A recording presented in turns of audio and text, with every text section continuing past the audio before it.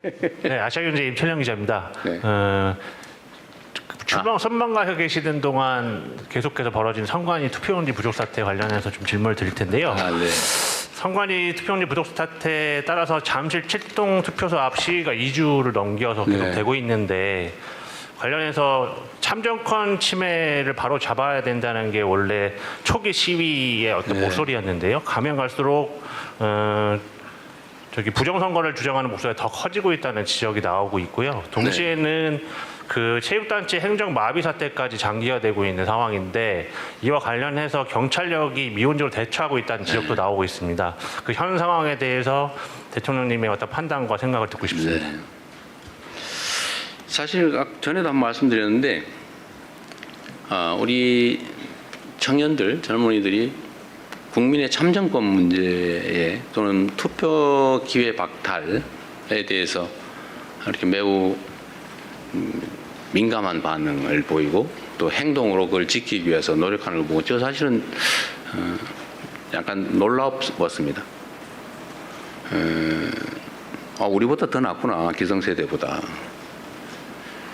우리는 되게 이해관계 때문에 많이 싸우는데 매우 이기적이고 또 세상의 정의와 공정 질서에 무관심하다고 선입관을 가졌던 청년들이 오히려 우리가 무관심하거나 아니면 관심의 비중이 좀 적다고 판단되는 이 영역에 이와 같이 문제를 제기하고 행동까지 하는 점 보고 우리와는 다른 세대구나 라는 생각을 하게 됐어요. 그래서 매우 감사하게 생각한다 이 말씀을 한번 드렸습니다. 선관위 문제는 사실 참 황당하죠. 제 입장에서도 선관위 좀 문제다 이렇게 생각을 하긴 하지만 평소에도 근데 뭐 아무런 우리가 통제, 감시, 견제 권한이 없어요. 하다못해 선관위원장에 대한 형식적 임명권조차도 없어요. 스스로 자기들끼리 돌아가면서 복귀돼 있어요. 정부에서 3명, 대통령이죠. 대통령이 3명, 대법원에서 3명, 대법원장이 3명, 국회에서 3명. 이렇게 뽑으면 그 9명이 돌아가면서 위원장을 하는데 지금까지 수십 년 관행은 대법원에서 지명하는 3명의 선관위원 중에 대법관을 1명을 포함시키는데 대법원장이 지명한 대법관인 선관위원이 당연히 선관위원장을 맡아왔단 말이에요. 그래서 우리는 그래도 가장 공정한 대법관이 맡아서 가장 공정하게 잘하지 않을까 그런 기대를 했지 않았겠어요? 그런데 결과는 이런 어처구니 없는 일이 벌어진 거죠. 예를 들어 전에 채용 비리 문제도 그렇고 최근에 나오는 좀 얘기하기 좀 그럽니다.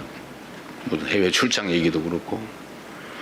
그다음에 입력을 하는데도 신경 안 써가지고 막 뒤집어서 입력을 하고 더군다나 무슨 투표지가 부족하게 만든다든지 사실 상상할 수 없는 일이잖아요. 투표지야 원래 투표할 사람 숫자만큼 만드는 게 우리 동창회장 뽑을 때도 하는 거 아닌가요? 아니 회원 중에 안 올 사람 있긴 하죠. 우리가 50명 회원이면 50장 만들잖아요. 근데 평소에 42명 왔으니까 43명만 하자고 그랬는데 45명 와버렸네 이게. 이게 말이 되냐고 이게. 그것도 예산이 없었냐 그것도 아니잖아요. 다 예산 편성해 줬잖아요. 뭐라고 변명이 있겠지만 있을 수 없는 일이죠. 국가의 가장 근간인 소위 민주적 기본 질서를 유지하는 이런 투표제도, 선거제도를 정말 헌법이 정하는 중립기관으로서 아무의 통제도 받지 않고 하면 그만큼 책임을 져야 되는데 책임을 진 게 아니라 자유롭게 해버린 거죠. 방종에 가까운 자유를 구가했던 것 같습니다. 결국은 심각한 문제가 있죠. 대응을 해야 되겠죠 이제.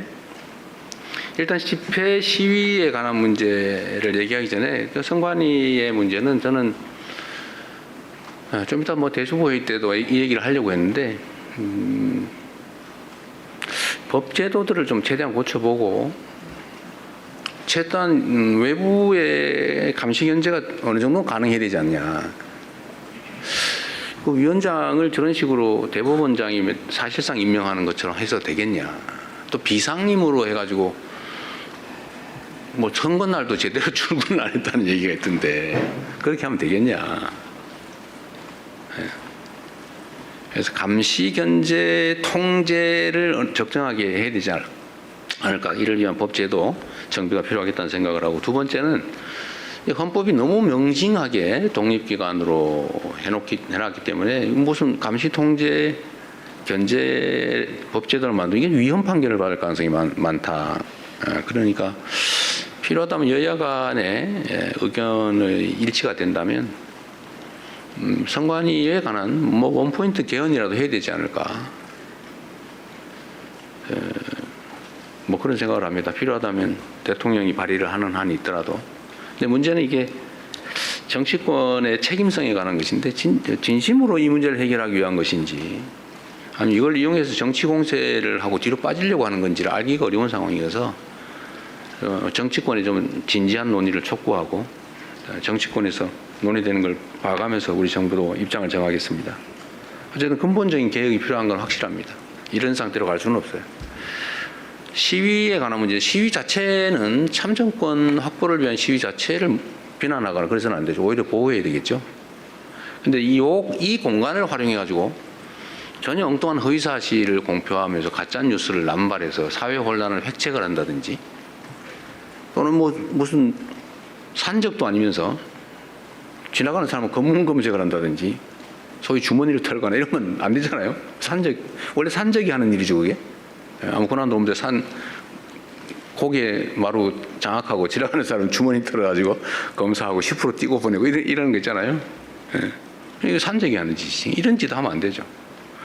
또는 뭐 그 숫자 많다고 출입을 막아가지고 남의 중요한 일을 못하게 막는다든지 이건 업무방해거든요. 위력에 의한 업무방해 중대범죄 중에 하나죠. 하여튼 이런 행위에 대해서는 제가 엄정하게 수사하고 책임을 묻도록 지시했습니다. 이런 것까지 방치하면 안 되죠. 이런 구분을 좀 해야 되겠다. 정당한 참정권 확보를 위한 주권 행사와 질서 파괴를 획책하는 범죄 행위는 엄밀하게 구분을 해야 이 참정권을 지키기 위한 선의의 이런 운동도 제대로 빛을 발할 수 있겠다. 그래서 옥석을 좀 가려서 엄정하게 대응할 건 대응하고 보호할 건 또 확실히 보호하고 그렇게 하도록 하겠습니다.